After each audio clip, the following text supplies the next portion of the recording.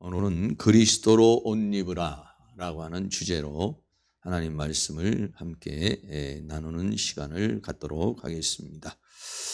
오늘 본문에 있는 말씀은 좀 매우 좀 유명한 그런 말씀 중에 한 말씀인데, 그것은 왜 그러냐면 성 어거스틴이라고 하는 사람이 오늘 이 본문에 있는 말씀을 듣고 아주 크게 회개를 하고 돌이켜서 새로운 인생을 살아간 그런 본문이기 때문에 많은 사람이 또 이 본문에 대해서 특별하게 생각하는 그런 본문입니다. 많은 사람들이 성경 구절이 자신에게 큰 감동을 주는 그런 성경 구절이 있고, 특별히 이렇게 외우거나 마음에 닿는 그런 성경 구절이 있고 그렇습니다만, 어떤 성경 구절은 그 사람의 인생 자체를 완전히 바꿔버리는, 그 말씀이 아주 강하게 자신에게 역사를 해서 그 새로운 역사를 일으키는 그런 말씀이 이제 각 사람에게 일어날 수 있는데, 오늘 말씀은 바로 그런 그 말씀의 부분 중에 한 부분인 것입니다. 이 성 어거스틴이라고 하는 사람이 있습니다. 이 어거스틴이라고 하는 이 사람은 아우구스티누스라고 이렇게 좀 긴 이름인데, 보통 우리가 줄여서 그냥 어거스틴이라고 이렇게 말하는 사람입니다. 그래서 이 어거스틴이라는 사람은 우리가 성경에서 보면은 가장 우리에게 영향을 미친 사람이 사도 바울인데, 사도 바울 다음으로 교회에 가장 큰 영향력을 끼친 사람이 바로 이 어거스틴이라고 하는 그런 사람입니다. 그리고 이 어거스틴은 고대에 나타난 모든 신학 사상을 다 종합해서 체계적으로 다 신학적인 정립을, 사도 바울이 모든 교리적인 정립을 했다고 한다면은 바로 이 어거스틴은 이런 신학적인 정립을 전체적으로 해서 후대에게 물려줬어요. 그래서 이 어거스틴은 중세와 근대 신학의 모태가 되었다라고 그렇게 신학자들은 이야기를 하고 있습니다. 그래서 하버드 대학의 철학 교수 화이트 헤드라고 하는 사람은 현대의 모든 신학은 어거스틴의 추석이다라고 할 만큼 그렇게 뛰어난 사람이 바로 이 어거스틴이라고 하는 사람인 것입니다. 근데 이 어거스틴이라고 하는 사람은 이 북아프리카에서 태어난 사람입니다. 그래서 북아프리카의 조그마한 촌락에서 태어난 사람인데, 그 어머니가 독실한 기독교 신자였던 모니카라고 하는 그런 사람이죠. 이 모니카라고 하는 사람인데, 그 모니카와 그 아버지가, 이 아들이 원래 어렸을 때부터 좀 총명을 하다는 것을 보고서 공부를 좀 많이 가르쳤어요. 그래서 유학을 보냈습니다. 유학을 보내서 16세의 나이에 유학을 보내서 유학을 가서 수사학이라든지 또는 많은 철학이라든지 이런 많은 공부를 해서 큰 영향을 받았어요. 그런데 점점 이렇게 공부를 하는 중에서 학업이 더 깊어지면서 어떤 생각이 있었느냐면은, 그 어머니가 전해준 이 기독교에 대해서, 기독교의 신앙을 과감하게 버리게 되는 것이에요. 기독교는 학문적으로는 깊이가 없고 무식한 사람들이 한 군데 모여 시끄럽게 짓거리는 수준 낮은 사변에 불과하다고 이렇게 생각을 하고, 이제 그 어머니가 물려준 그 신앙과 가르침을 다 버리게 된 것이죠. 그리고서는 이 사람은 그런 유학 생활과 더불어서 한 10여 년 동안을 방탕 생활을 하게 됐습니다. 그래서 특별히 아주 병적인 성욕에 사로잡히게 됐습니다.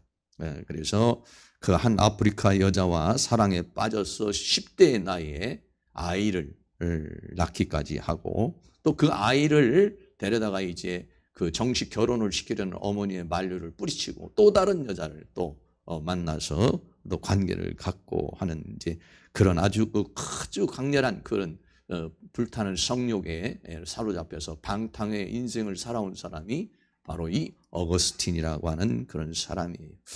그러나 그 어머니 모니카라고 하는 사람은 기도의 아들은 망하지 않는다라고 하는 그런 마음에 믿음을 가지고서 그 아들을 위해서 하루속히 그 방탕의 생활을 마치고 돌아오기를 아주 끊임없이 그렇게 이제 기도를 하는 그런 모습을 우리가 보게 되는 것입니다. 그래서 이렇게 눈물로 기도를 하고 있는데 그 아들은 좀처럼 잘 돌아오지를 못하죠. 그러다가 이제 주 387년 정도 돼서 이제 그 어거스틴이 이제 회개를 하는 이제 그런 회심의 역사가 일어나게 돼요.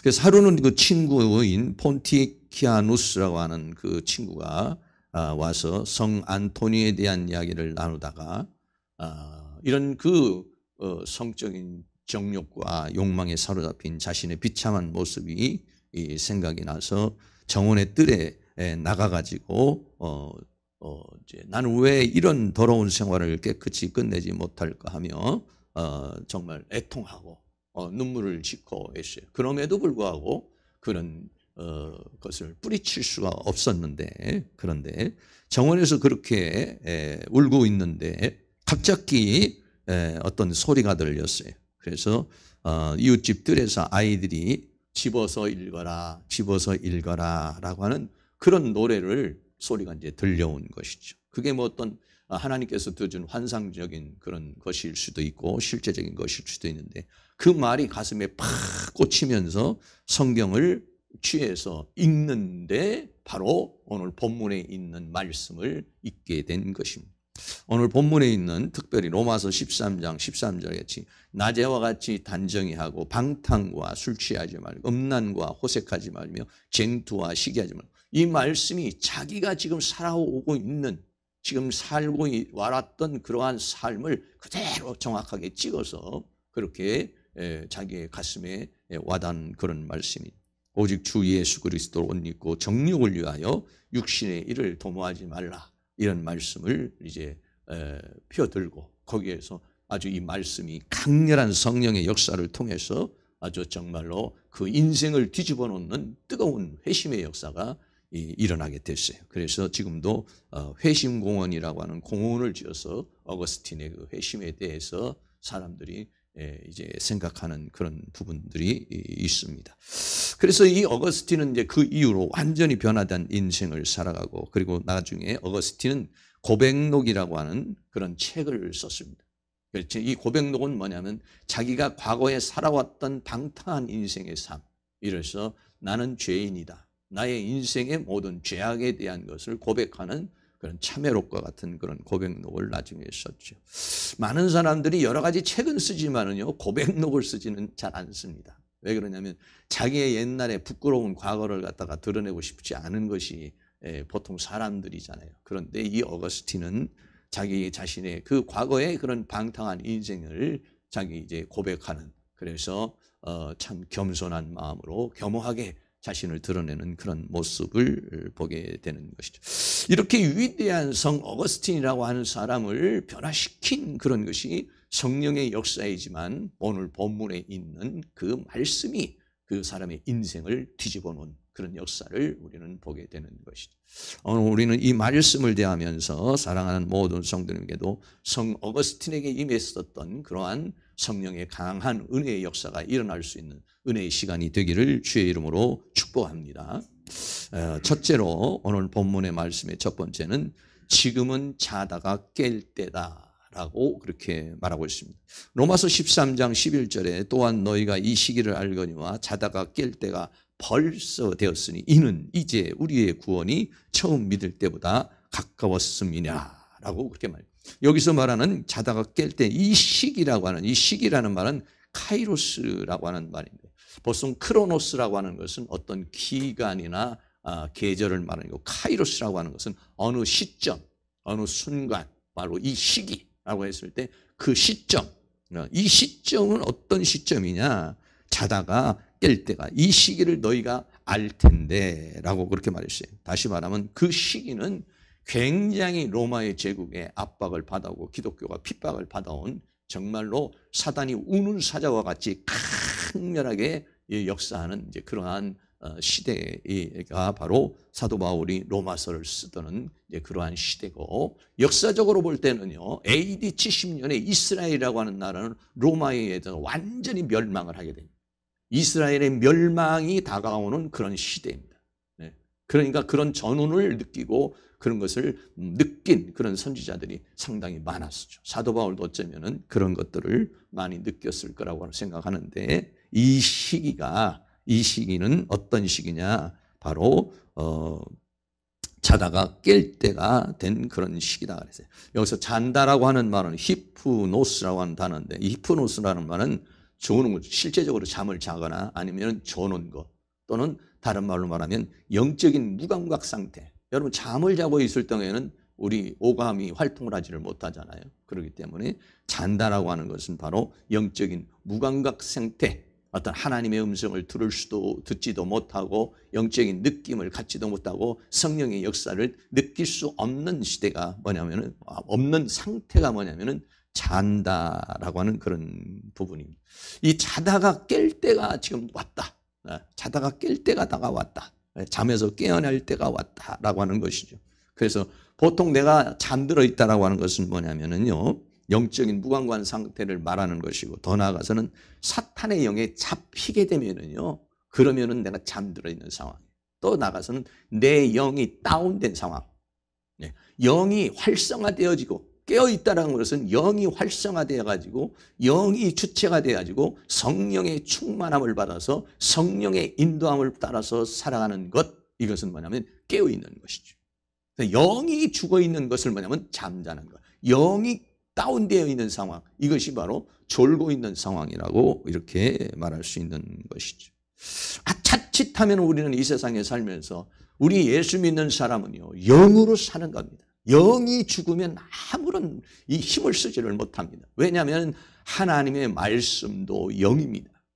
예배도 요한복음 4장에서 말하기를 하나님은 영이시니 그랬어요. 예배하는 자가 영과 진리 안에서 예배하라고 그랬습니다. 그렇기 때문에 우리는 영이 살아나야죠. 오늘 우리가 이 교회에 왔지만은 우리가 교회에 오는 것은 뭐냐면 영을 살리는 것입니다. 여러분 슈퍼마켓 간다고 내 영이 사는 게 아닙니다. 백화점에 간다고 내 영이 사는 거 아닙니다. 맛있는 고기를 먹는다고 내 영이 사는 거 아닙니다. 아니면 좋은 환경을 본다고 내 영이 살아나지 않습니다. 영은 예배를 통해서 기도를 통해서 찬양을 통해서 영이 살아납니다. 찬양이 왜냐하면 영에 속한 것이요 기도도 영에 속한 것이요 예배도 영에 속한 것이기 때문에 그런 것입니다. 세상 사람은 육적인 만족과 혼적인 만족으로 살아가지만 우리 사람들은 믿음의 사람들은 영의 만족으로 살아가는 것입니다. 이 영의 만족은 아무리 좋은 음식을 먹는다고 좋은 환경을 본다고 여행을 한다고 되는 것이 아니라 기도할 때 찬양할 때 예배할 때 그때에 하나님의 영이 역사하고 하나님의 영이 역사할 때 내 영이 소생하고 내 영혼이 강화되고 내 영이 눈을 뜨게 되고 내 영이 감각을 갖게 되는 것이 그런 것처럼 우리의 영이 깨어날 때가 됐다. 이런 잠잘 때가 아니라 영이 깨어날 때가 됐다라고 그렇게 말해요. 왜 그러냐면 이제는 우리의 구원이 처음 믿을 때보다 가까웠다고 그렇게 말씀하고 있는 것입니다. 어떤 사람은 자다가 깰 때라고 했을 때 이 어거스틴은 그 순간 정말 내가 자다가 깰 때구나. 이제는 그 잠자는 그러한 상태였던 영적으로 다운되어 있는 사탄에 사로잡힌 상황에서 내가 이제는 벗어나야 되겠구나. 이렇게 강렬하게 그 느낌을 받고 자기의 어떤 어두운 세계를 던져버리고 깨어나는 사람이 있고 어떤 사람은 보면서 뭐 나중에 깨어나면 되지 뭐 나중에 하면 되지 이렇게 미루는 사람이 있어요. 그러나 성경은 지금은 바로 자다가 깰 때가 가까이 왔다. 이런 긴박성 속에서 생각을 할 때 정말로 내가 잠을 자던 사람이 화들짝 놀라서 깨어나는 그런 역사가 일어나게 되는 것이죠. 두 번째는 그러므로 어둠의 일을 벗어버려라 라고 말하십니다. 지금 자다가 깰 때가 왔는데 어둠의 일을 벗어버려. 이 어둠이라고 하는 것은 뭐냐면 바로 잠자고 있는 상태, 영이 다운됐고 사탄에 사로잡혀 있는 영이 활동하지 못한 그런 상황에서 벌어지고 있는 행동하고 있는 모든 삶 이걸 뭐라고 하냐 어둠의 일이라 이렇게 말하고 있습니다. 그 어둠의 일을 몇 가지로 지금 말하고 있습니다. 로마서 13장 13절에 낮에와 같이 단정히 행하고 방탕과 술 취하지 말며 음란과 호색하지 말며 쟁투와 시기하지 말고 해서 몇 가지, 그리고 어둠에 속한 것들을 얘기하고 있습니다. 밤에와 같이 어둠에 속한 그 상태에 있지 말고 낮에와 같이 단정히 있자라고, 그렇게 단정히 행하라고 그래요. 여기 단정히 행한다는 건 유스케모노스라고 하는 말인데요. 이 유스케모노스라는 말은 유라고 하는 좋은 그런 전치사의 스케마라고 하는 모양이라는 단어가 함께 합성화되어져 있는데, 이 말은 다른 말로 말하면 좋은 모양을 가져라 라고 하는 거지. 다시 말하면 하나님 보시기에 선하고 아름답게 살라는 것이 뭐냐면 단정히 행하는, 사람들이 이렇게 옆에 볼 때에 단정한 모습, 옷을 단정히 한 것처럼 마음과 생각과 영혼을 단정히 하는, 다른 사람이 하나님 보시기에 선하고 하나님 보시기에 아름다운 그런 모습을 갖추면서 살라고 그렇게 말하고 있어요. 그러니까 하나님 보시기에 합당하지 못한 삶이 뭡니까? 그 중에 첫 번째가 방탕과 술 취하지 말며, 이렇게 했어요. 여기서 방탕과 술 취하지 말며를 공동번역에서는 뭐라고 그랬냐면 진탕 먹고 마시고 취하거나 했어요. 또 킹제임스에서 성경에서는요 흥청거리거나 술 취하지 말며 이렇게 말하고 있습니다. 그러니까 방탕하고 술 취하는 것은 완전히 술에 취해서 방탕해서 그냥 육신의 쾌락을 따라서 살아가는 그런 모습을 가르쳐서 말해요. 이건 뭐냐? 영이 다운이 돼버리면, 영이 육을 통제하지 못하면, 영이 다운이 돼서 내 영이 하나님의 성령으로 충만해서 성령이 충만한 내 육신의 욕구를 제어해버리면은 육신이 영의 욕구를 따라오지만은 영이 다운되어버리고 하나님의 성령의 역사가 임하지 못하면은 육신이 자기의 욕망대로 살아가는데, 그 욕망대로 살아가는 것 중에 하나가 뭐냐면 방탕과 술 취하는 것이다. 흥청거리거나 술 취하지 말라고 그래요. 여기 방탕이라는 말이 코모스라고 하는 그런 단어인데요. 이 코모스라는 단어는 원래 코메라는 마을이라고 하는 그런 단어에서 나왔는데, 이 마을이라는 단어에서 나온 건 뭐냐면 마을의 축제 때에 사람들이 막 춤을 추고 막 그냥 이렇게 축제를 즐기는 그런 것을 가리켜서 말하는 건데, 바로 이 방탕이라고 하는 것은 바로 그런 것이에요. 계속 뭐 그냥 술 먹고 취하고 그런 상황을 가리켜서 말하는 것이죠. 그래서 취하는 것은 바로 방탕한 것이다. 성경이 이렇게 말합니다. 에베소 5장 18절에도 술 취하지 말라. 이는 방탕한 것이지 오직 성령의 충만함을 받으라. 어떤 사람은 아예 뭐 술 먹는 것이 무슨 죄냐, 술 먹는 거 뭐 성경이 어디 술 먹지 말라는 것이 있느냐, 또 뭐 술 먹는다고 뭐 지옥 가느냐 이렇게 말하고 있어요. 물론 술을 먹었다고 해서 지옥 가는 건 아니에요. 그렇지만 그거는 그냥 방탕으로 지옥으로 가는 거예요. 술 취하지 말라. 이는 방탕한 것이니. 다시 말하면 육신의 쾌락에 젖어서 사탄의 영에 잡혀서 육신의 욕망대로 살아가는 거예요. 네. 술 취하지 마라. 이는 방탕한 것이니 오직 성령의 충만함을 받아라. 성령의 충만함을 받으면 영이 주체가 되어서, 영이 주체도 의와 진리와 거룩함을 따라서 살아가게 되는 것이죠. 그래서 바로 우리는 자다가 깰 때가 왔다는 것은 바로 방탕과 술 취하는 것들, 이런 것들이 뭐냐면 전부 다 어두움에 속한 것들이라는 것이에요. 두 번째는요, 음란과 호색하지 말고 그랬어요. 음란과 호색하지 말라는, 음란이라고 하는 말은 코이테라고 하는, 원래 음란이라는 단어가 원래 있습니다. 여기에는 코이테라고 하는 단어는 뭐냐면 침상이라고 하는 그런 단어예요. 이 침상이라는 단어는 케이마이라고 하는 단어에서 유래했는데, 그것은 뭐냐면 침대에 눕다, 침상을 가리켜서 얘기하는 거예요. 다시 말하면 부부 이외의 성적인 관계를 갖지 마라, 이런 얘기예요. 여기서 말합니다. 음란과 호색하지 말며, 그래서 정상적인 부부와의 관계 외에 다른 성적인 그런 관계를 맺지 말 것을 우리에게 말해주고 있죠. 그래서 성경은 뭐냐, 침소를 더럽히지 말라고 그랬어요. 히브리서 13장 4절 말씀 같이 한번 있습니다. 모든 사람은 혼인을 귀히 여기고 침소를 더럽히지 않게 하라. 음행하는 자들과 간음하는 자들을 하나님이 심판하시리라. 혼인을 귀하게 여기라는 것은 부부와의 관계를 귀하게 여기고, 침소를 더럽히지 말라는, 음란에 빠지지 말라는, 다른 여성과 다른 남성과 다른 상대와 같이 그런 성적 행위를 하지 말라는 것이죠.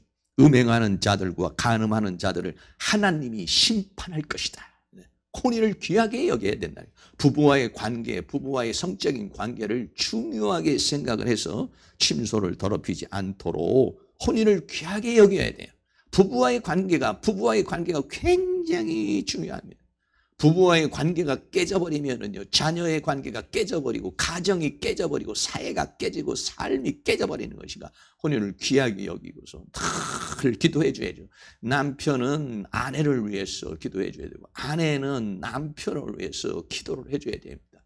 귀하게 생각하면서 그 남편의 삶을 위해서 기도해 줘야 되고, 또 아내는 남편의 삶에 대해서 기도해 주고, 서로 간에 크게 생각하면서 그래야 좋은 부부관계를 맺을 수 있다라고 하는 것이죠. 더 나아가서는 음란과 호색하지 말라. 호색이라고 하는 아셀게이아라는 말은, 이 아셀게이아라는 말은 색욕거리라고도 이렇게 번역이 되어 있는 부분인데, 다양한 성적인 음란, 이 성에 관계되어진 어떤 동성애라든지 아니면 성독착이라든지 이런 모든 음란한 성적 관계에 되어져 있는 모든 이런 것들을 가리켜서 말하면 호색이라고 그렇게 말하고 있는 것입니다.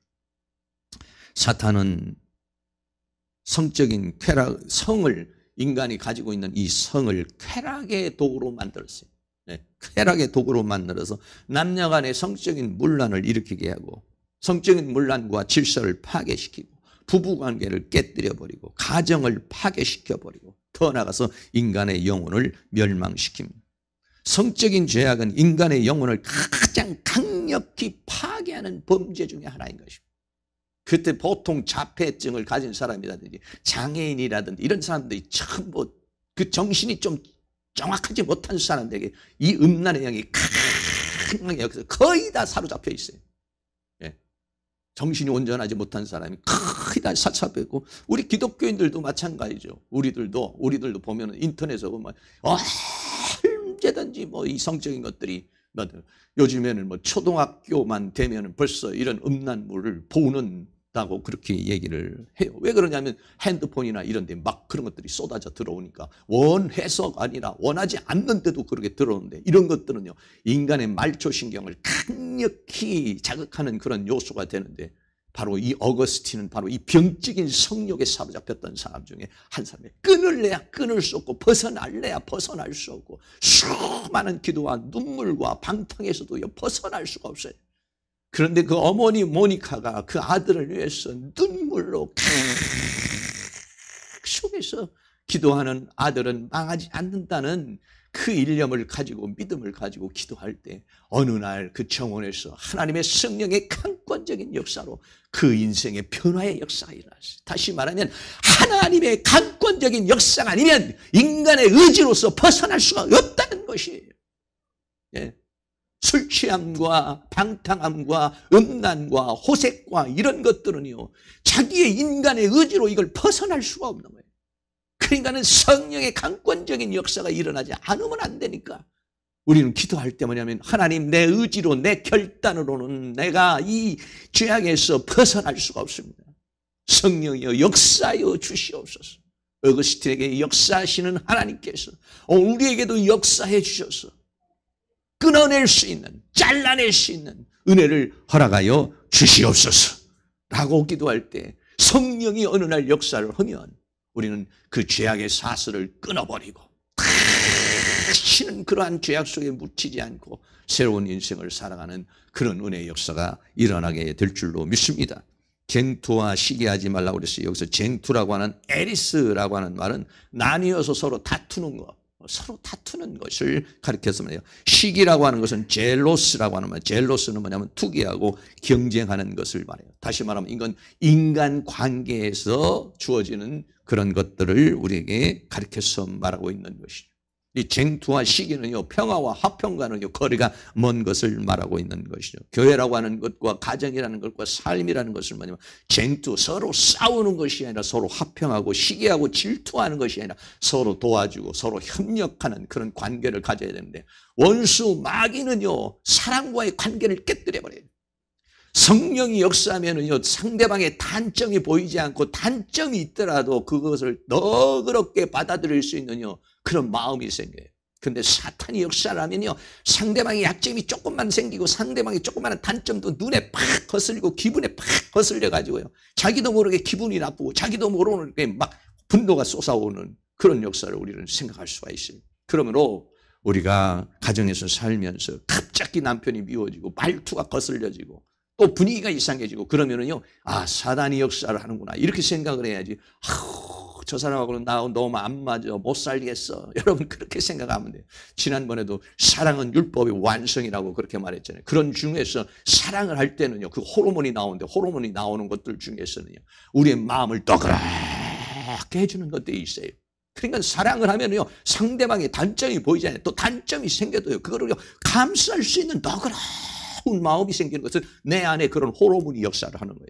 그러니까 성령이 역사를 하면은, 성령의 열매로 사랑이 임하고 사랑의 역사가 임하게 되면요, 이런 것들을 다 감수할 수 있고 포용할 수 있는 그런 마음이 생기는데, 이런 것들이 쟁투와 시기가 있다는 건 뭐냐면 사탄에 사로잡혀 있고 사탄의 영이 내 감정과 내 생각과 내 영혼을 지금 침투해서 역사하고 있다는 것을 우리에게 말해주고 있어요. 이것을 죄악의 속성 중에 갈라디아 5장 20절에 보면은 우상숭배, 술수, 원수 맺는 것, 분쟁과 시기와 분쟁과 당짓는 것과 불리함과 이단과 이런 모든 것들이 뭐냐면 다 죄악의 속성이요, 사단의 영이 역사에서 일어나는 현상이라는 것을 우리에게 말해주고 있는 것입니다.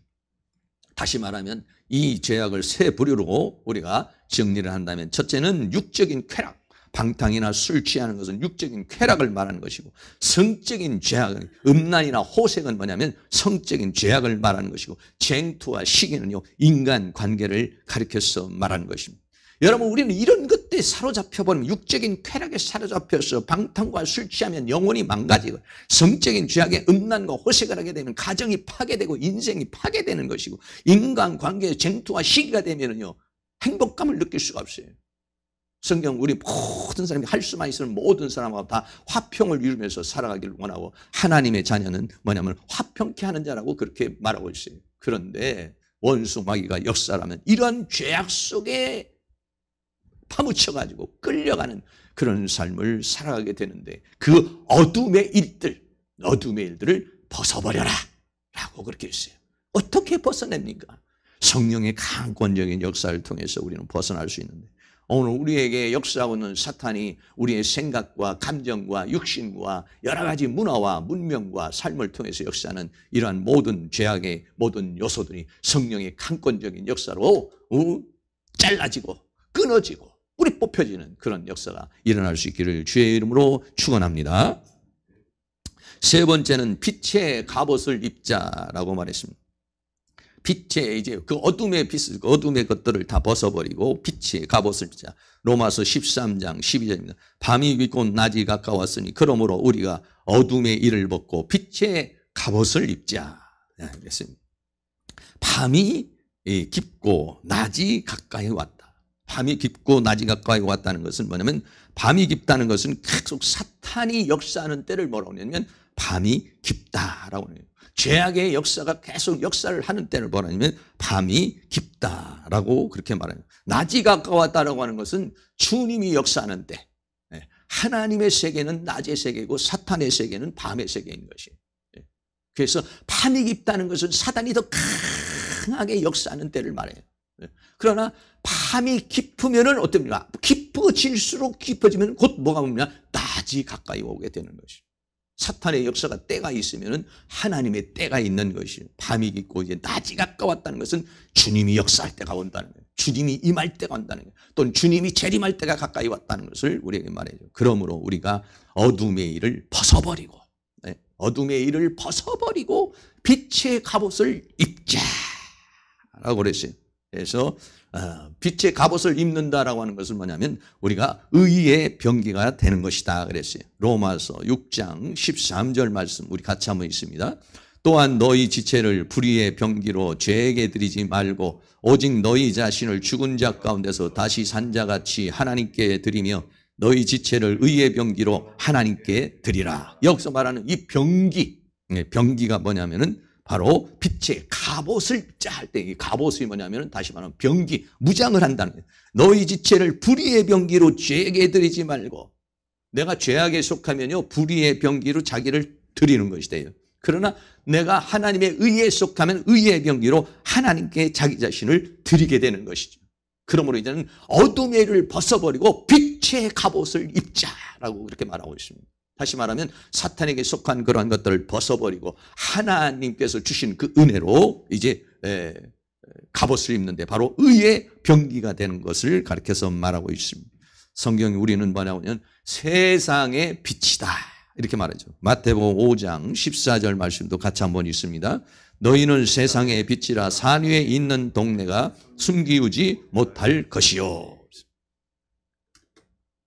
우리 예수 믿는 사람들은 세상이 싫고 세상이 힘들다고 해서 보따리 싸서 산으로 가버리고 어디로 가버리는 삶이 아니에요. 오히려 우리는 세상이라는 어두움 속에서 빛을 밝히는 존재들이다 이랬어요. 그러니까는 우리는 예배를 통해서 기도를 통해서 하나님과의 관계를 통해서 성령의 충만함을 받고 말씀으로 충만을 받아서 빛을 받는 것이, 성령의 기름이 들어와 버리면은 등불이 기름에 의해서 빛을 발하는 것처럼 바로 하나님의 말씀이, 하나님의 성령이 뭐냐면 내 자신을 밝히는 빛이 되는 것입니다. 그래서 너희는 세상의 빛이다라고 그랬어요. 여러분, 우리는 그러므로 어둠 속에서 있는 죄악 속에서 그것을 밝히는 사람이라고 생각을 해야 돼요. 아무리 껌껌한 어둠이라도 불이 탁 들어오면 그 어둠을 싹 몰아내고 빛이 비춰지고 보이게 되고 환하게 되고 생활할 수 있도록 만들어 주잖아요. 그러니까 우리는 뭐냐면 빛이라는 것이에요. 너희는 세상의 빛이라. 여러분, 내가 빛이 되려면 어떻게 됩니까? 기름이 등불에서 타오르고 있어야 빛이 되는 거예요. 성령의 기름이 타오르고 있어야 돼요. 말씀의 기름이 타오르고 있어야 돼요. 은혜의 기름이 타오르고 있어요. 기도의 기름이 타오르고 있어요. 그래야 빛을 비칠 수 있어요. 그런데 내게 기름이 떨어져 버리면 빛을 비추고 싶지만 빛이 되어야 된다는 생각은 있지만 빛의 역할은 하지는 못하는 것이에요. 성경은 그러나 우리로 너희는 세상의 빛이다. 특별히 왜 빛의 갑옷을 입으라고 그러냐? 이 지금 어두움 세계 속에서 있기 때문에, 세상은 어둠이기 때문에, 사탄의 세계는 어둠의 세계이기 때문에 이 사탄의 세계를 밝히는 그런 빛의 삶을 살 것을 말해주고 있는 것이죠. 더 나아가서는 우리는 빛의 자녀라고 말합니다. 에베소서 5장 8절 말씀에 같이 또 한번 있습니다. 너희가 전에는 어둠이더니 이제는 주 안에서 빛이라. 빛의 자녀들처럼 행하라. 아멘. 과거에는 우리가 어둠에 있다는 것은 사탄에게 속한 자였다는 것이죠. 그러나 이제는 주 안에서 빛이라. 예수 그리스도를 영접하고 그리스도의 영이 내 영에 들어와서 내 영이 살아날 때 우리는 뭐냐면 빛이 자녀가 되는 것이에요. 세상을 밝히는 빛이 내 안에 이제 빛이 들어왔어요. 빛이 들어와서 어둠의 세계가 보이기 시작하는 거예요. 사탄의 세계가 보이기 시작하는 거예요. 예수 믿기 전에는요, 사탄의 세계, 귀신의 세계, 악한 영의 세계를 내가 느끼질 못하고 살아요. 그런 것들이 뭔지 잘 느끼질 못해요.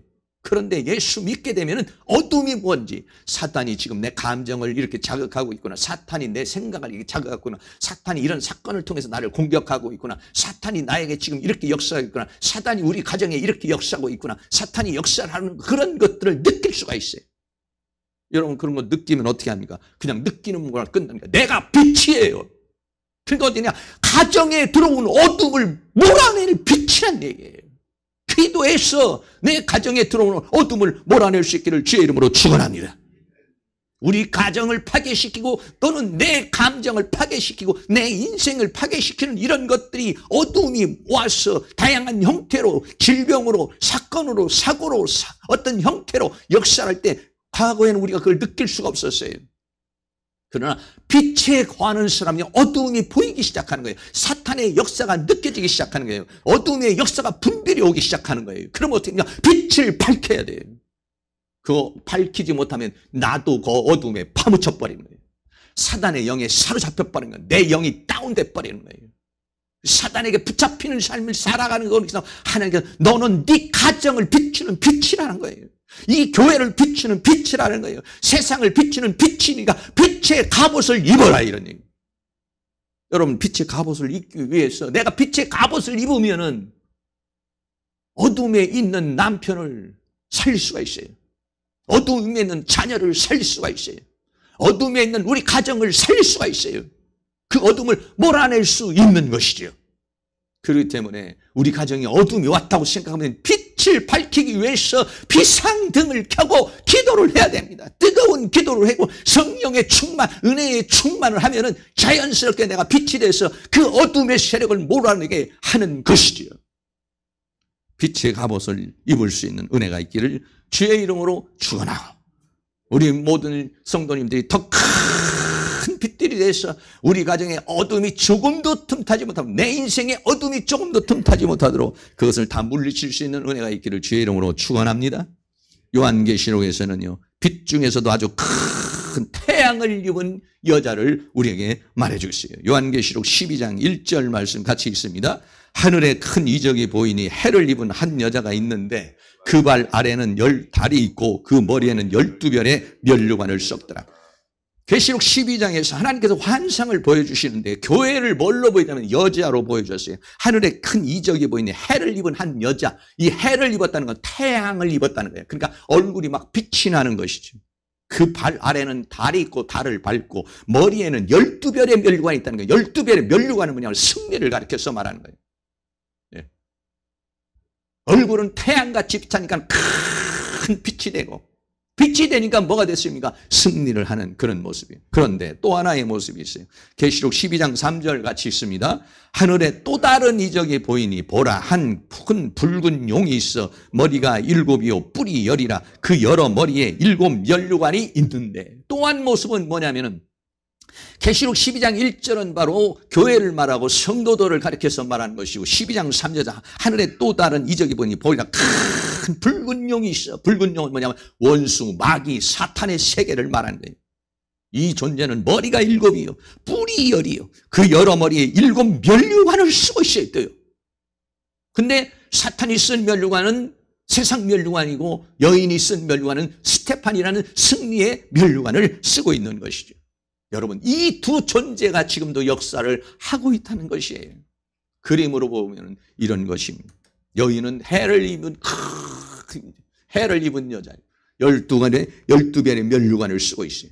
다리에는 달을 밟고 있어요. 그런데 이 여인을 공격하는 존재가 있다는 거예요. 이게 뭐냐면 7머리 10뿔을 가진 용의 세력, 사탄의 세력을 가리켜서 말하고 있는 것이에요. 이 사탄의 세계가 어둠의 세계예요. 이 여인의 세계가 빛의 세계예요. 네. 여러분, 우리는 이것을 늘 기억하고 있어야 되는 것입니다. 사탄은 우는 사자 정도가 아닙니다. 7머리 10뿔을 하고서 세상의 면류관을 쓰고서 그리고서 나를 공격해오는 것입니다. 이 여인을 공격해오는 것 같이 이 여인을 공격하고 있는 것입니다. 내가 만약에 이 빛이 꺼져버리면 그러면 사탄에게 서로 다 먹혀버리게 되는 것입니다. 그러나 빛을 발하고 있으면 이 용을 대적해서 싸워 이길 수 있는 것이. 원수 마귀는 질병으로 역사를 합니다. 사건 사고로 역사합니다. 감정을 자극합니다. 생각을 자극합니다. 또는 남편을 통해서, 아내를 통해서, 또는 자녀를 통해서 역사를 합니다. 다양한 형태로 역사하는 이 사탄의 세계를 내가 싸워서 이기려면 계속해서 빛을 발하고 있어야 되는 것이죠. 그러면 나도 살고 가정도 살고 교회도 살고 민족도 살아가는 은혜의 역사가 일어나게 될 줄로 믿습니다. 바로 이와 같이 빛의 갑옷을 입으라는 것은 오늘 이 해 입은 여자와 같이 그렇게 되기를 원한다는 거예요. 계시록 시대에는요, 하늘에 있는 별들이 떨어져요. 별 같은 그렇게 반짝이는 별도 떨어지는데, 그러나 태양은 떨어지질 않아요. 네. 해 입은 여자와 같이 더 강렬한 빛을 가져야만이 원수 마귀를 이길 수 있다는 것. 눈에 보이지 않아요. 그러나 7머리 10뿔 가진 용이 나에게 다가와서 나를 유혹하고 나에게 미혹하고 나에게 다양한 형태로 공격하는 것을 우리가 느낄 수가 있어요. 여러분, 느끼기만 하면 안 됩니다. 그것을 대적하여 싸우기 위해서 기도해야 돼요. 예배하고 기도하고 찬송해서 내 영이 살아나고 성령에 충만해서 예수 그리스도의 이름으로 질병을 물리치고 문제를 물리치고 사탄의 세계를 물리치고, 그래서 빛을 발치기는 그런 은혜의 역사가 일어날 수 있기를 주의 이름으로 축원합니다. 어둠의 일을 벗어버리고 빛의 갑옷을 입자. 오늘 이 시간에 빛의 갑옷을 입을 수 있기를 주의 이름으로 축원합니다.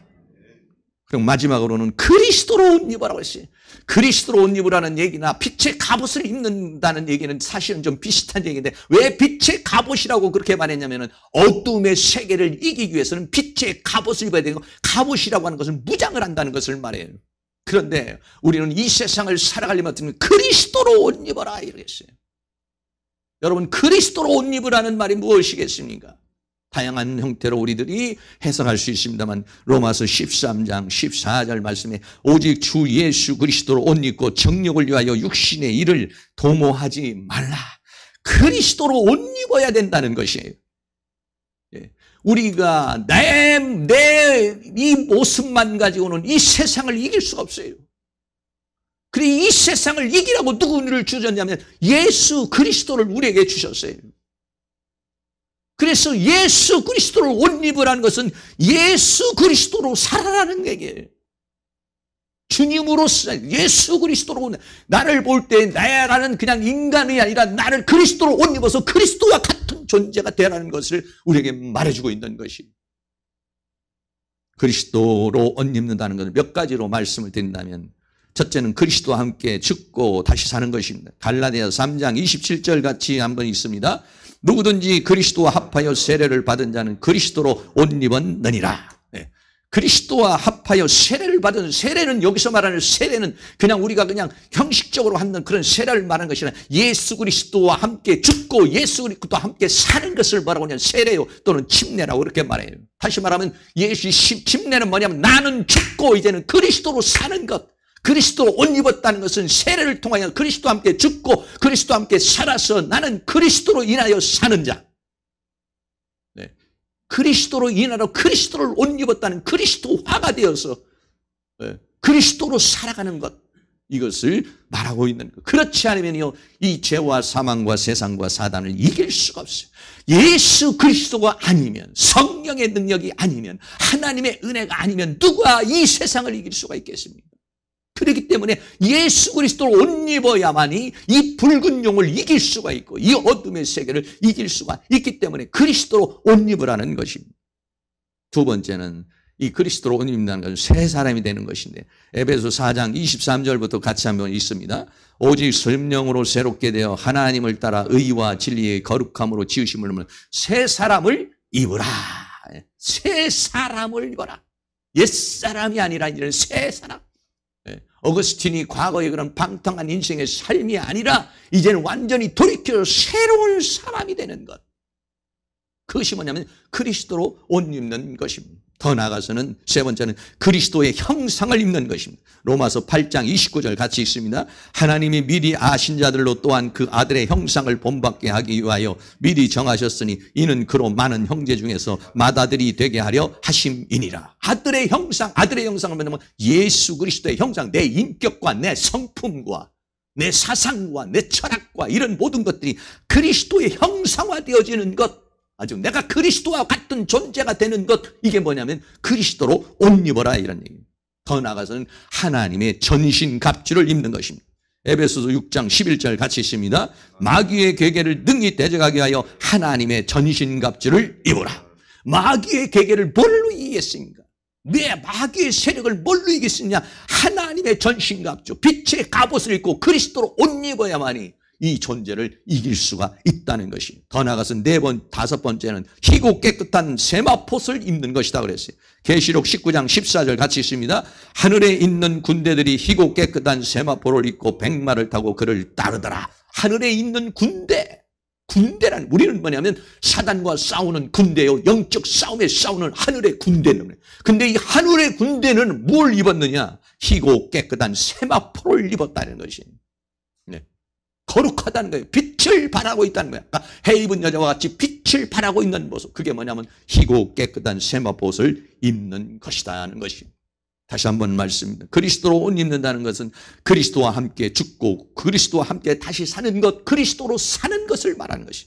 새 사람이 되는 것이요. 더 나아가서는 세 번째는 그리스도의 형상을 입는 것이요. 하나님의 전신갑주를 입고 군사가 되는 것이요. 희고 깨끗한 세마포를 입고 신부가 되는 것이요. 여러분 이렇게 무장하지 않으면 이 죄와 사망과 세상을 우리는 이길 수가 없다는 것을 우리에게 말해주고 있는 것입니다. 마지막으로 육신의 일을 도모하지 말고 로마서 13장 14절에 오직 주 예수 그리스도로 옷 입고 정욕을 위하여 육신의 일을 도모하지 말아라. 어떻게 하면 내 이 육신을 즐겁게 하고 육신의 쾌락을 위해서 육신의 만족을 위해서 내가 어떻게 이런 것들을 채울 수 있을까? 이거를 도모하고 생각하고 계획하지 말고 하나님의 선하시고 기뻐하시고 온전하신 뜻이 무엇인지 그 나라와 의가 무엇인지를 위해서 영이 주체가 되어서 살고 영의 소욕을 따라 살아야지 육이 주체가 되고 육의 소욕을 따라서는 살아가서는 안 된다는 것입니다. 그러므로 우리는 영이 주체가 되어서 사는 삶을 살라는 로마서 8장 13절 같이 한번 또 있습니다. 너희가 육신대로 살면 반드시 죽을 것이되 영으로서 몸의 행실을 죽이면 살리니 무릇 하나님의 영으로 인도함을 받는 그들은 곧 하나님의 아들이라. 아멘. 영으로서 몸의 행실을 죽여야 산자가 됩니다. 영으로서 몸의 행실을 죽이려면 어떻게 했어요? 영이 충만해야 돼. 영이 충만하려면 기도하지 않고 어떻게 영이 충만할 수가 있어요? 말씀을 보지 않고 어떻게 영이 충만할 수 있어요? 예배를 통해 우리의 영이 충만할 수가 있어요. 사랑하는 모든 성도들이 내 영을 충만케 해서 내 영이 활활 타오르는 불길과 같은 그런 영이 되어야 되고 빛은 빛이 되어야 되고 그래서 내가 전신갑주를 입고 빛의 갑옷을 입고 예수 그리스도로 옷 입어야 이 죄와 사망과 세상을 이길 수 있다라고 하는 것입니다. 결론입니다. 지금은 자다가 깰 때입니다. 아니야 아이고 나중에 하면 되지 나중에 기도하면 되지. 아니요. 아니 지금 성경은 지금은 자다가 깰 때다.